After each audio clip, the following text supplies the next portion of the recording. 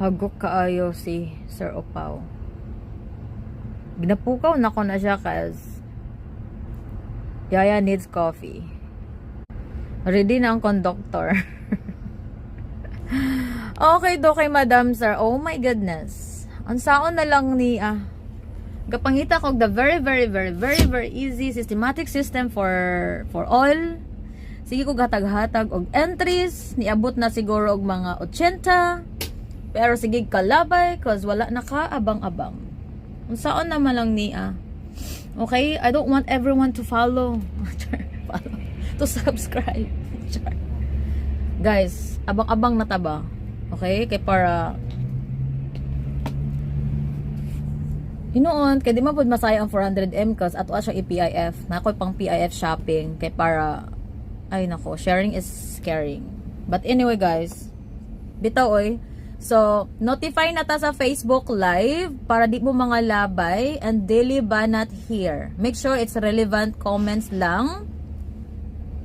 Sabi sang asa diri sa kuan, kaya makita maginako tanan. So, balik-balik ta for pa GCash 400M na mong ihatag karon. And then MWF na nato siya ihatag because sa Sunday manggod duwa na ka beses nga naghang akong cellphone tapos na off yung live ba for balikbayan box winner plus GCash. So murag taas-taas siya guys. So mura siya nang I have a new pa-systematic. Mula gina tong PIF mag-evolve gina siya every single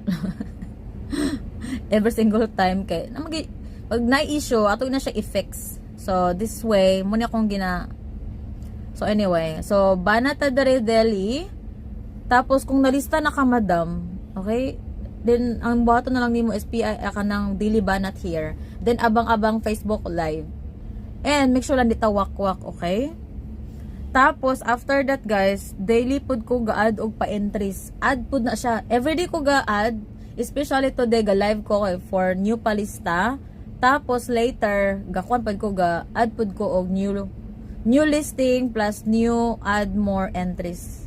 So dagan ka kung agapanghatag, dagan ka kung nahatag na nga entries tapos pag MWF wala mo diha. So mao na siya. So abang-abang na dito or pag notify sa Facebook Live, and then ako rin na siya i-pin comment inyong pangalan and you have 4 minutes taas na kaayo na sa ngatanan to DC the PIF page. Okay? And para sa Sunday, isa na lang ato ang EDC katong lucky winner number 66 for balikbayan box number 4. So, good luck, God bless sa atong tanan.